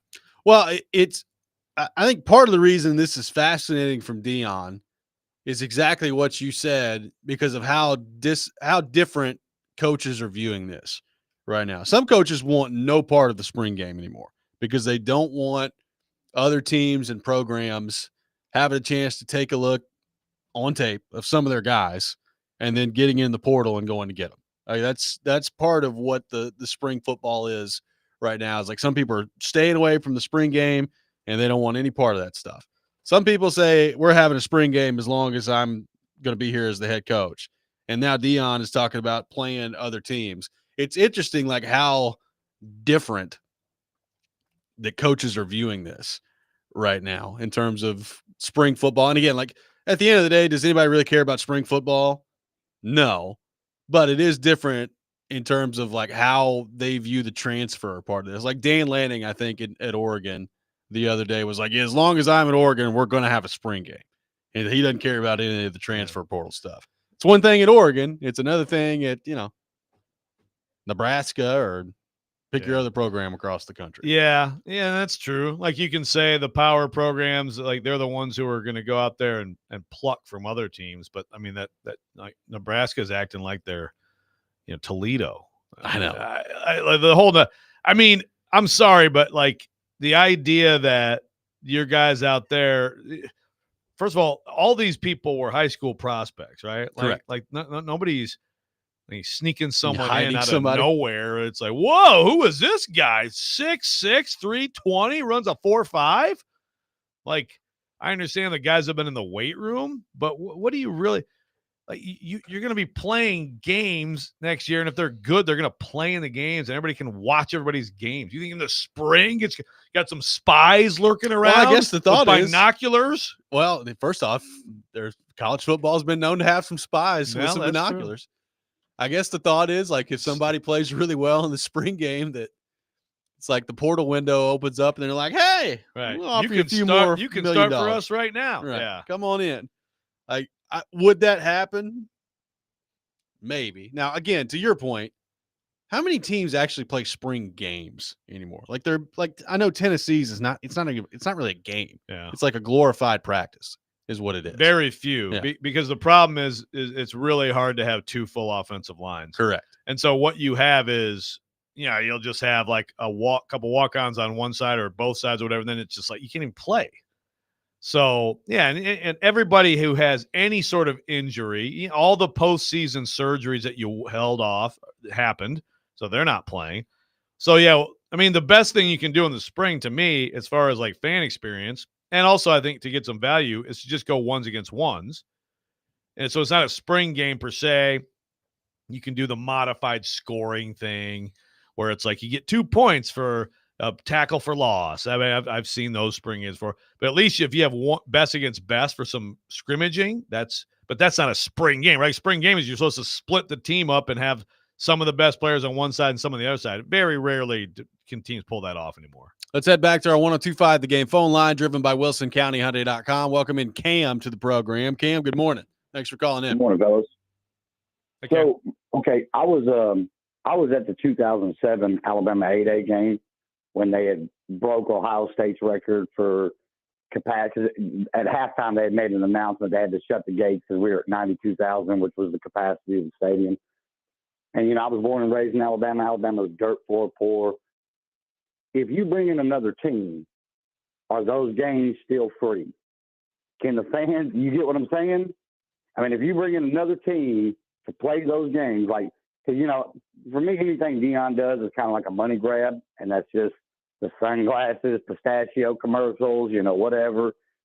If you bring in another team, are those fans still going to be the fans that can't afford to go to the games and pay the ticket prices? Because some of them just look forward to that 8A game in Alabama all year. And they bring their family, they bring their kids. I mean, they literally made an announcement in the stadium. They had to shut the gates at halftime because we had reached the capacity of 92,000, and there was still thousands of people outside of the stadium that just couldn't get in. That was the first year Nick Saban had took over the Crimson Tide. So I'm just curious on what you guys think about, like, are we going for a money grab here, or is it really about college interest in college football? Thanks. Yep. Thanks for the call. It's a good question. Yep. My original guess would be, Joe, that it probably wouldn't be free, and it would probably be somewhere in the middle of like game ticket price and free. Like you'd probably be discounted rate. I mean, if it's more than $5, it's criminal. I agree. But to Cam's point, and Cam, that actually, Ohio State comes to mind there. That's the same thing at Ohio State. They got a waiting list, miles long for tickets. And so their spring game has often been, like a lot of fans, that's when they can go watch them play. Right. So, programs like that happens. Now, I'm pretty sure that's not, that's also depends on your time of your program. Like that was so much excitement about Saban, right? Yeah. Not only that happens every year, right? No. For Alabama. So, but I mean, I think that's a fair point. And great. It's a game that doesn't count. I guess Syracuse replied to Dion, right? Syracuse's coach is like, we'll come out there for 3 days. Yeah. Okay. So a Colorado Syracuse exhibition game. If you charge more than $5 per person, seriously, you are absolutely. It's absurd. I mean, but I I'm agree sure with that, I'm but- sure there's some. Of course, anything in college sports now is you trying to figure out a way to make it into revenue. I agree with that, but the same thing applies like when Alabama's playing Mercer, it's the same thing. Yeah. Like that game is in doubt. Everybody knows what that game's going to look like before you walk into the stadium. And yet it's still $100 some odd to get in. But at least it counts, and like your starters, like your star players and stuff will play for a half. Whereas in this stuff, who's playing? I mean, who knows? It's going to be interesting. Spring football sucks. I totally agree. Spring football, the combine, all these things that are not actual football suck. Football is awesome. I totally agree. But some people love spring football, man. Yeah. I've got some people involved on Twitter. They're like, you seeing David Sanders? David Sanders. Let's watch some of those pass sets. Sanders doing his pass sets. Oh, my God. Yeah, it's awesome. We can't wait. Look at that knee bend on David Sanders. Look at him in those drills. Well, I mean, last year it was you seeing Chaz Nimrod at spring football? How'd that work out in the regular season? Nimrod is lighting up the catches? spring. Oh, I mean, every program has like those spring heroes, who just, and then all of a sudden they just disappear in the fall. 615-737-1025, our phone number. The Rex Rant with Joe Rexrode coming up next. I've been looking forward to this one. Robby and Rexrode, 1025, 1063, the game.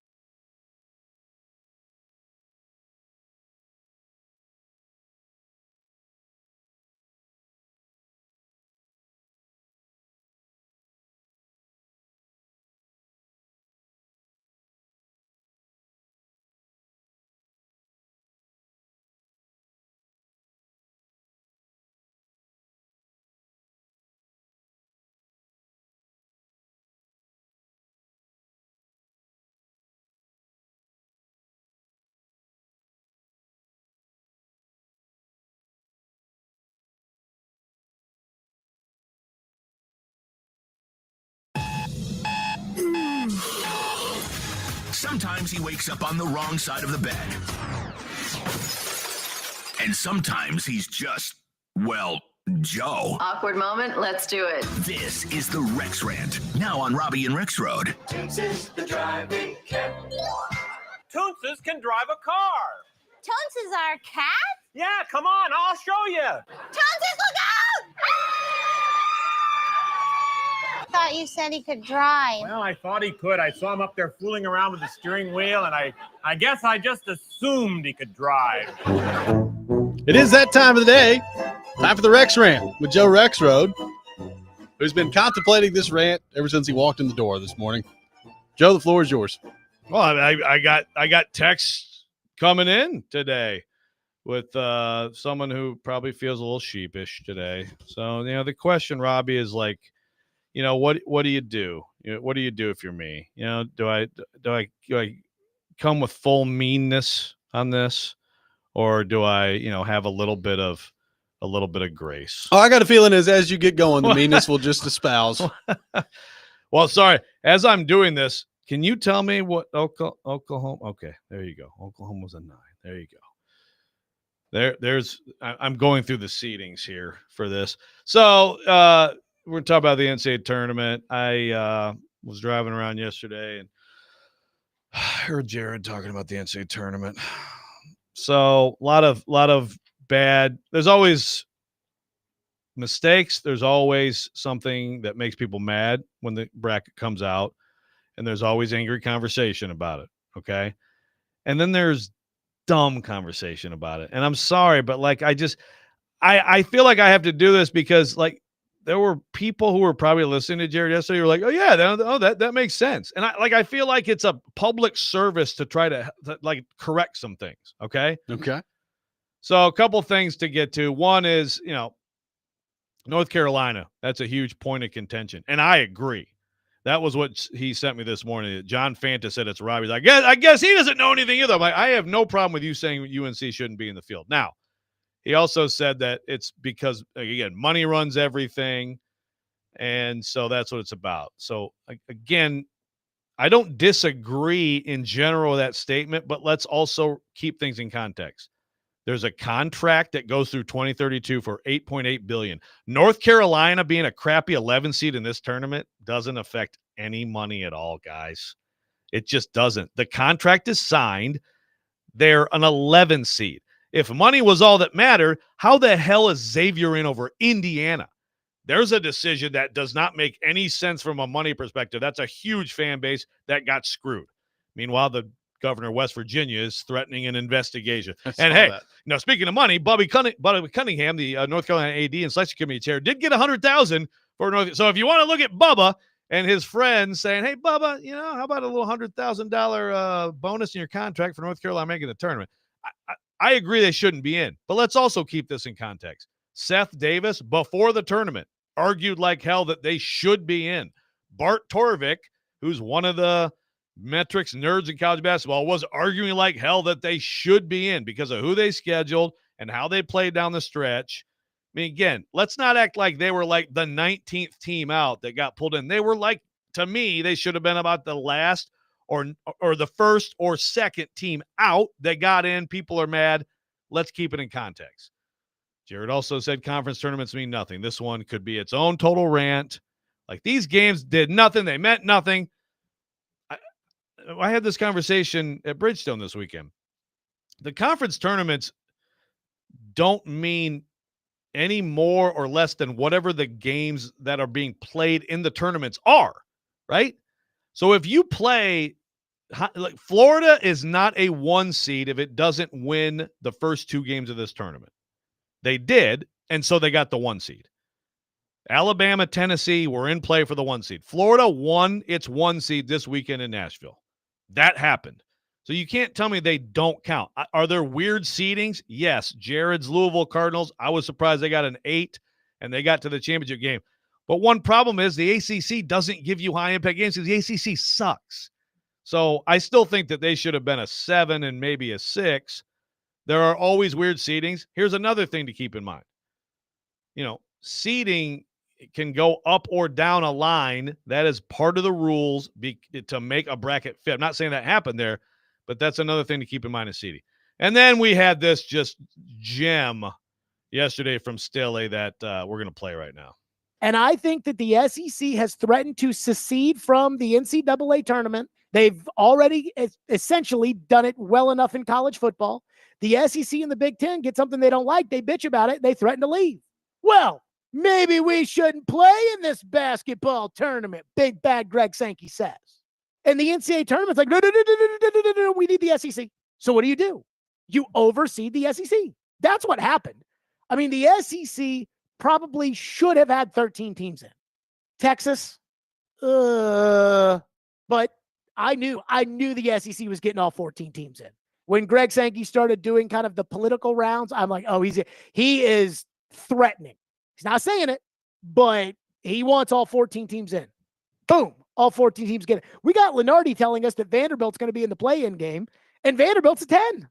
So, and that does bother me. And I do feel like we do seed the tournament based off of who has the most power. That's one of the dumbest things he's ever said. Did Lenardi really have Vanderbilt in the play-in game? Yeah. I mean, I haven't. Yeah. Yeah. You know, that's a seed line off of what they were. Yeah. So I'm going to go to my bracket Sunday morning. This came out Sunday morning. This is, not because my bracket was awesome. I missed 3 teams. It obviously wasn't awesome. But just to refute what Jared is claiming, like the SEC was overseeded because they have power. No one is threatening to leave and form their own tournament. That's something that some media people have speculated as down the road, this whole break off and be the NFL, and then you can do your own tournament. We're nowhere in that. No one is talking about that. No one in this committee is thinking about that. No one would ever think about that. The contract goes through 2032 for $8.8 billion, and if it happens, that's after all these people have cashed their chips in anyway. It's just a terribly stupid thing to say. Here's my bracket Sunday morning. I said Florida was going to be a 1. They were a 1. I said Auburn was going to be a 1. They were a 1. I said Tennessee was going to be a 2. They were a 2. I said Alabama was going to be a 2. They were a 2. Texas A&M, I said they were going to be a 3. They were a 4. Down a seed line. Oh, what does it mean? Now, Kentucky, I had a 4. They were a 3. That was those offside each other. I said Missouri was going to be a 6. They were a 6. I said Ole Miss was going to be a 6. They were a 6. I said Mississippi State was going to be an 8. They were an 8. I said Vanderbilt was going to be a 10. They were a 10. I said Arkansas was going to be a 10. They were a 10. Go to Bracket Matrix. If you care about this stuff, you have to be a real nerd of college basketball. They have every bracket combined, and they show all the seeding. Every seeding was in line. Now, Texas, I had out of my field. They're in the field. They have a better case of North Carolina to be in the field. I mean, It's not some huge crime that Texas is in the field. I thought Boise State would be in, so you could call that a money grab. But the idea that and another thing he said was that the SEC isn't any better than normal this year. It's just that they beat each other up, and it's a media narrative. And again, money, power, ESPN. What data do you think they use? What data would you use other than game results? They kicked the crap out of everybody else this season with these teams, which is why we've been talking about them all year as historically good, which is why we see the bracket that it is now. Game results, what else do you have? It's mind-boggling. Jared, do not talk any more college basketball the rest of the month. So to answer the question as to whether or not you were going to be mean toward the end of this, I think we've got our answer. Yes, I tried not to be. It could have been worse. It went exactly the way I thought it would go, which is awesome. I talked myself just progressively getting more and more upset. 615-737-1025, our phone number. Gentry Estes from the Tennessean will be with us coming up next. Robby and Rexrode, 1025-1063 The Game.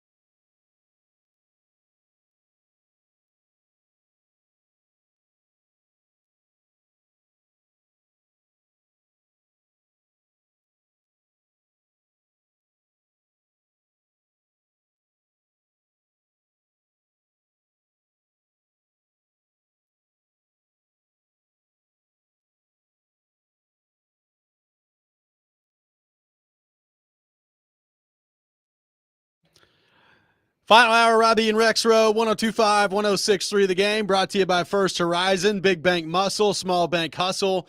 Visit firsthorizon.com/get-it-all. We head to our 102.5 The Game phone line, driven by WilsonCountyHyundai.com, and welcome in our friend Gentry Estes from the Tennessean. Gentry, good morning. How are you? Hey, good morning, guys. Joe, I would love to see a stat on how many of your rants are on something Jared said. Because you're trying to come on here and feed his ego? Are you kidding me? It works the other way too, though. I was pulling up a podcast episode of his last week, and it was titled "I'm Mad at Joe Rexrode." Yeah. They really are meant for each other. Like, he talks it is adorable, isn't it, Robbie? He talks Very about sweet. Stilly and Paulie all the time, but I really think that those two are kind of destined for each Well, other. if I produce their show, I can also I can still yell at both of them. See what I mean? Like, it actually could Would love to see you produce the show. It'd be a well-produced show. What a production we'd have. No, but seriously, okay, before we get into this, I mean, it's like that are devoted to him, Robbie. It's like, what, 2%? Oh, no. Come on. 2%? Yes. Gentry, I think he's off by about 25 to 30%. Yeah, dude. I mean, maybe not always my directly. You know, it could be some interview he had, but something that happened with the Stillman program. 2%. Okay, I'll give you 6%. Okay. All right. So, Gentry, it looks like the Titans are going to draft Cam Ward at number 1, just reading the tea leaves more than a month out from the draft here. So, number 1, I guess, do you agree with that? Number 2, what do you make of the way that free agency is shaped up to this point for the Titans? I don't really have a problem with how it's gone. I feel like it hasn't been spectacular.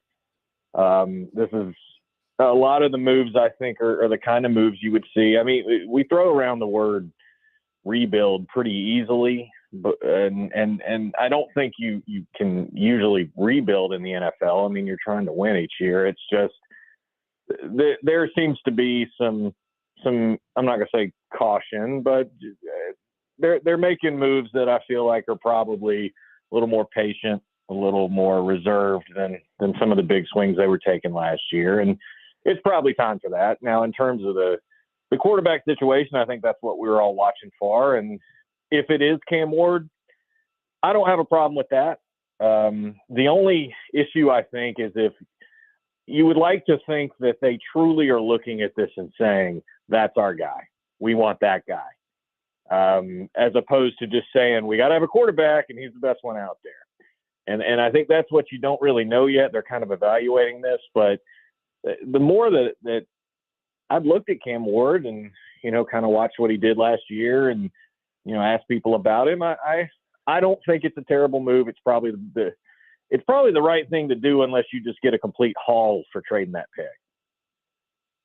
So have you, Gentry, I guess, where were you on like Cam Ward, say, like when this was just starting out, and have you, I guess, I don't know, come around, or do you have any different thoughts on him? It seems like there's definitely been some, I guess, awakening to him. And I know with the Titans, that probably has to do a lot with the actual interviews, but how has your evolution of thought on Cam Ward gone? Yeah, it comes from I spoke to Eric Morris, who was his coach at Incarnate Word and also at Washington State. He was his OC. He's now the coach at North Texas. But I talked to him. What I like about Cam Ward is there's a confidence aspect here that has allowed him to really make something of a career in which no one saw him coming. No one really thought he was going to amount to what he has as a quarterback. And I think a lot of that has to do with his self-belief in the face of a lot of doubts over the course of his career. And, the coach said that he showed up at Incarnate Word the very first day. They had brought back like an All-American at quarterback. And he shows up the first day of spring ball, goes in the coach's office, and says, I'm going to start for you. And he had just got there. And he's coming in saying things like that. And I asked the coach, I goes, well, did he start for you? He goes, yeah, he started for us. And there's a lot of stories like that about Cam Ward. And when you talk to him at the combine, you kind of get that impression of a guy who truly does not feel like he's arrived. You know what I mean? Like a guy who has the chip on his shoulder, and has been doubted an awful lot in his career. It isn't a guarantee of success, but I've learned over, you tend to side with that guy because he's not going to be satisfied. And, he's been able to improve a lot over the course of his career. So I feel like there's a lot of upside still there, if that makes sense. Gentry, knowing that it can't get a whole lot worse than what it's been the last couple of years around here on the offensive line, how much better do you think the offensive line is based on what they've done in free agency to this point? Yeah, I don't know if it's the magic bullet to get Dan Moore at left tackle, but I feel like you're better than you were. I like the Zeitner ad. Honestly, that to me was one of the better signings they've made in a while, and I feel like it can't be worse, right? I mean, at some point they're going to have to put a line out there that is able to allow the offense to function better than it has the last couple of years. I mean, obviously Will Levis wasn't what you wanted, but there were a lot of games in which the line and the protection could have been better, and that goes back a few years now. I think if you were really to look at why the Titans have crumbled the way they have, number one on that list, well, it's drafting, but on the field, it's the offensive line. And they came in and Mike Borgonzi said that was going to be a priority for us, and it was. They backed that up. So moving to college hoops, Gentry, and before we get into it, do you have a column coming on Greg Sankey taking him to task for threatening to leave, break, and form his own tournament, and how the SEC is just propped up by fear of Greg Sankey leaving? I mean, I think that's a pretty important topic to address. Well, maybe so. Well, I'll tell you this. The SEC needs to have a good NCAA tournament. Oh, we all agree with that. Yeah, I mean, you and I were talking about that this weekend. A lot of hype out there, and I saw a headline this morning about how the SEC became the kings of college basketball. They're not the kings of college basketball yet. That's right. UConn was the kings of college basketball. The SEC has not won a national championship since 2012. They haven't even played for it since 2014. Joe, you were there at Bridgestone. I went around and asked that question of a lot of people just to see who knew the last time the SEC had actually played on Monday night. And not a lot of people did. It's been a minute for the SEC. They've only had 3 Final Four teams here in the last 10 years. So I know this season was obviously a big moment for the SEC. It was clearly the best they've ever had. But they need to go get this done in the NCAA tournament. And they need to have a team that has they've got all these teams that everybody thinks can go win it all. So can one of them actually go do it? No, totally agree. The performance this year was what it was. It was real, but you have to back it up. Now, granted, the Big Ten's been 25 years since a natty, but still, the SEC, this is a huge moment for them. So are you going with Vanderbilt? I will be with Vanderbilt. Yeah, I'm going to Cleveland. What's just Vanderbilt and Tennessee right now? Your prognosis for both of them? How far do you think each of them will go? Oh, I have Vanderbilt out in the second round. Kind of a toss-up, I think, there on that first game. I don't really know what to make of St. Mary's, but I don't feel like they're going to get past Alabama in the second round. It's a pretty tough draw there, having to get a team that you've already played and beat you pretty bad once already in that second game. As far as Tennessee, I think that one's a little tougher to gauge. I think they'll get past the first weekend, but I don't really like what it looks like for them at the regional. I think you're either going to get Kentucky or Illinois in that Sweet 16 game, and I don't think either of those are a good matchup for Tennessee. They've already played Illinois. That was a really tough game. I feel like Jordan Gainey had a lot to do with why Tennessee was able to win that game at Illinois, but they were fortunate to win it. And you got a Kentucky team that just seems to have Tennessee's number. So if I want to see what happens in that regional. I don't have Tennessee going to the Final Four because of that. Well, it's going to be fun, Gentry. Looking forward to getting things rolling on Thursday in the NCAA tournament with Tennessee and then Friday with Vanderbilt. Thanks for taking time to be with us this morning, and we'll talk to you soon. Yeah, you bet. Take care, guys. Gentry Estes from the Tennessee and our guest on Robby and Rexrode. We'll react to what Gentry had to say there. Take your thoughts, 615-737-1025. Robby and Rexrode, 1025-1063, the game.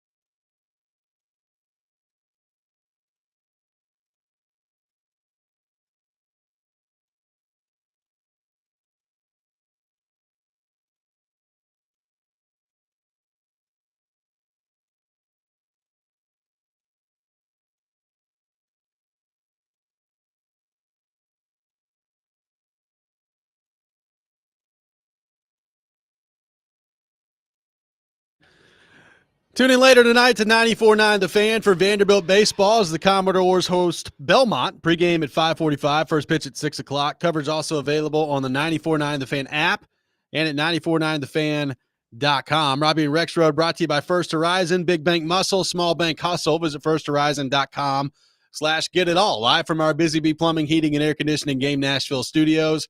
Over the $99 yearly Beehive membership where the buzz is always about great service. Appreciate Gentry Estes for being with us in the last segment.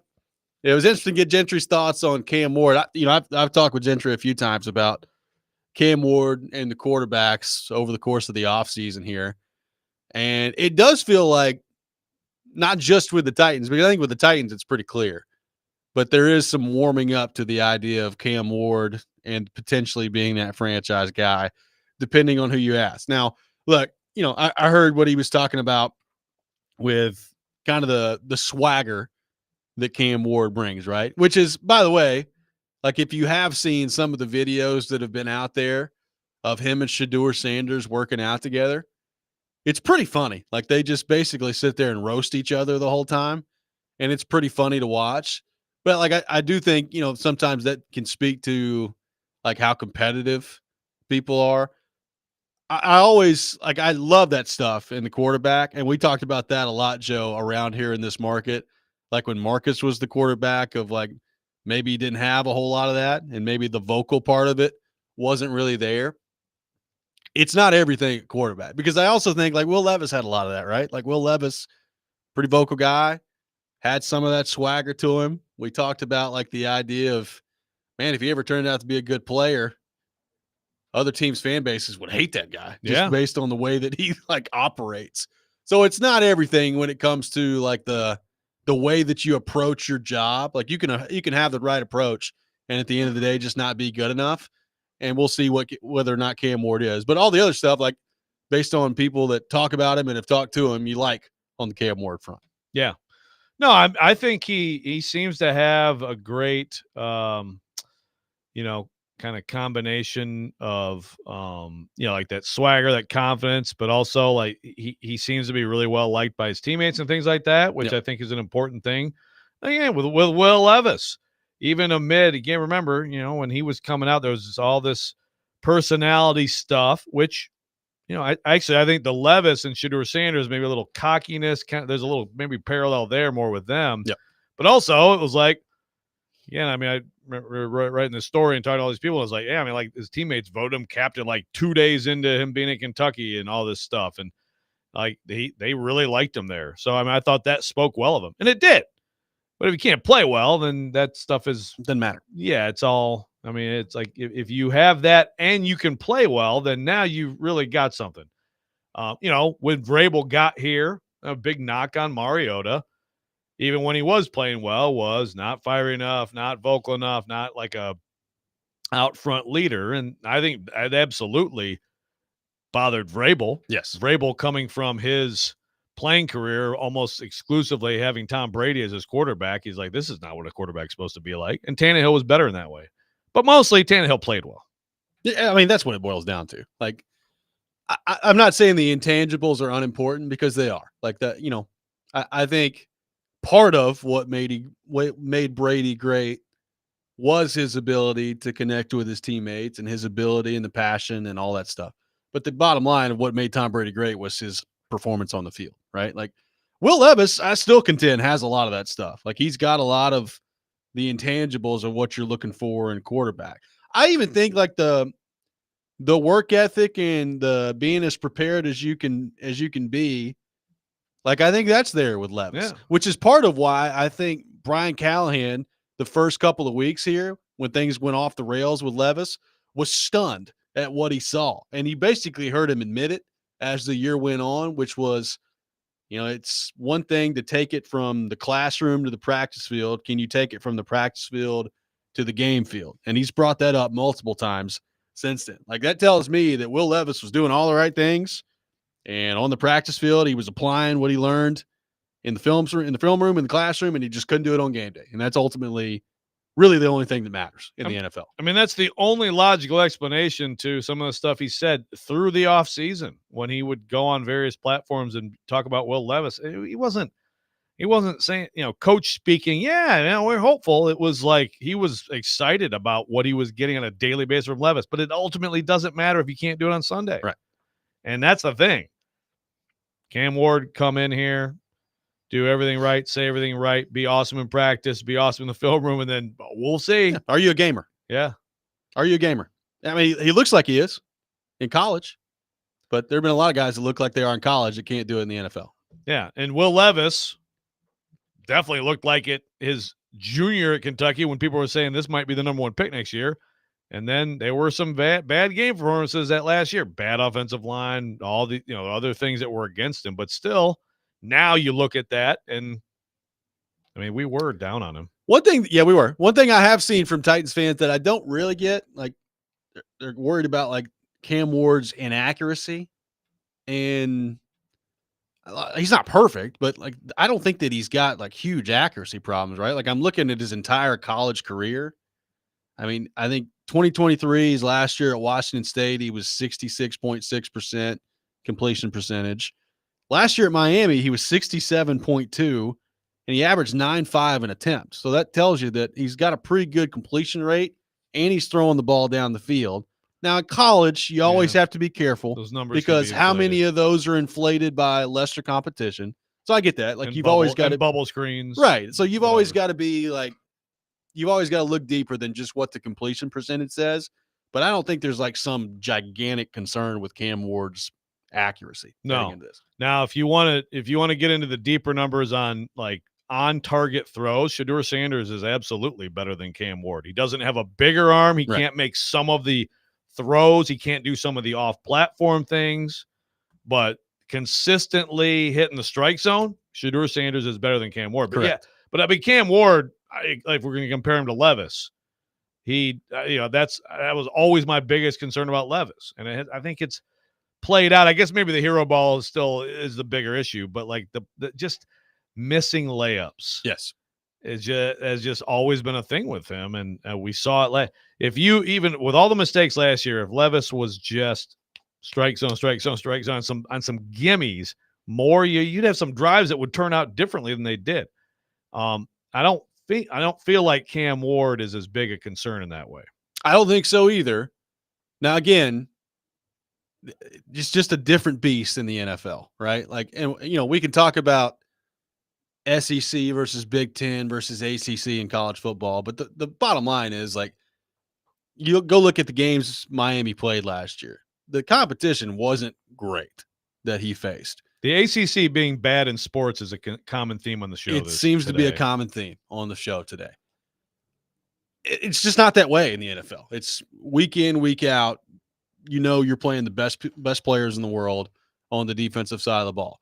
And that goes back to the idea that some Titans fans have thrown out there to us today of would it be better if he sits? Maybe so. I don't know. Like I don't think it's a blanket statement that you can make that every quarterback benefits from sitting a year. I think there are a lot that do. I think there are some that are clearly ready to go. And I have no idea where Cam Ward falls in that stretch. I know this based on the way their quarterback room is currently set up. If they take him at number 1, he's going to have to play right away. Imagine like where the Washington franchise would be, the fan base, the franchise, free agent signings, everything, where it would be if they decided to sit Jaden Daniels last year. Yeah. They'd just still be the trash Washington Commanders. Yeah. So it's just a situational. But yeah, if you number 1 overall in this league, you're going to play. Yeah, it's how many? When's the last time? That'd be a great question. The last time the number 1 overall pick quarterback in the NFL draft did not start opening day. I believe the answer is Baker Mayfield. Baker did not start. But I don't think it lasted very long. Like I think he was in by who was the guy? Who was the incumbent I can't there? Remember who was there. Yeah. I mean, it's like, again, but I think that's the answer. If you can do it, I'm not saying it's a bad thing, but again, sometimes it's like, oh, this guy's ready to go ahead and take us to like playoff wins right now. Right. 615-737-1025, our phone number. We'll have more on Cam Ward and the Titans coming up next. Robby and Rexrode, 1025-1063, the game.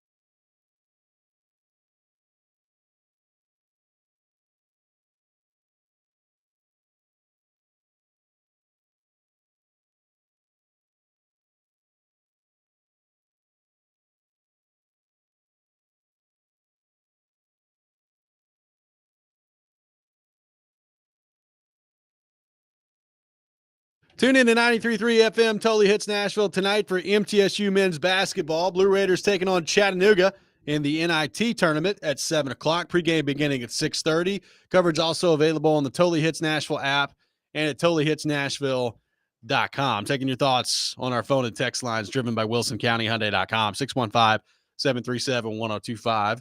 One texter throwing this question out there.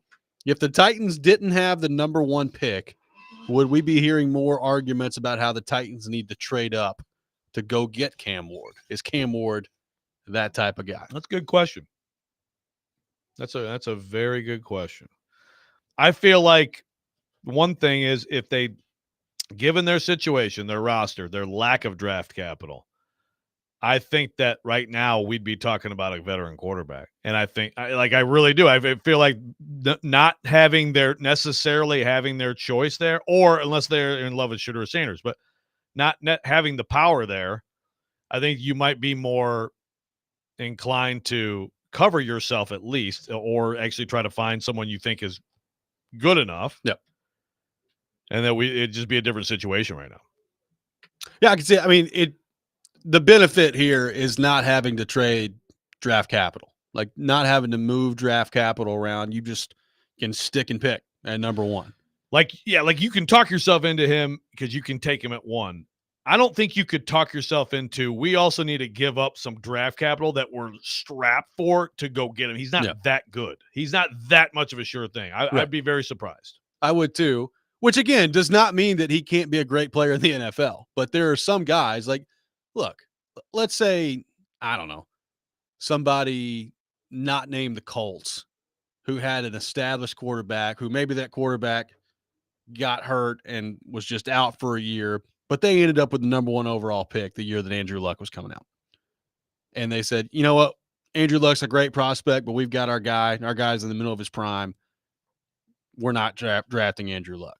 Like Andrew Luck is the type of quarterback prospect where people would have moved heaven and earth to try to go get him and would have given up just an astronomical amount to go do so, right? Like Cam Ward's not that. Cam Ward's not that type of prospect. Does that mean that Cam Ward can't be a great player? No, but he's not that type of prospect.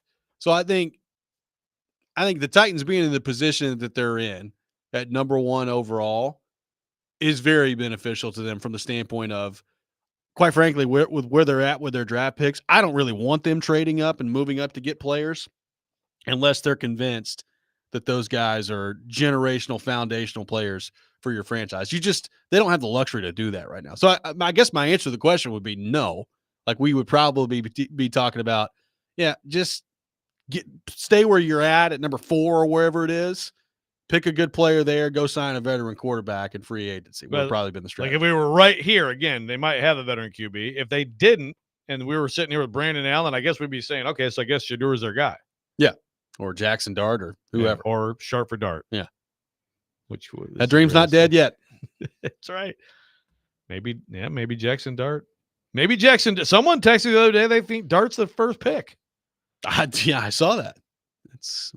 That'd be a shocker. I am here for that draft night. So far today, Joe, we've had one texter say that they would not draft anyone who did not participate in the NFL Combine, which again would have taken them out of the running for Joe Burrow back in that draft. So there's that. Yeah, that's got to no longer be a thing. People. We now have one that says Ward quit on his team in a bowl game. No way I would draft him, trade down, and get the quarterback next year. I guess my response to that would be this.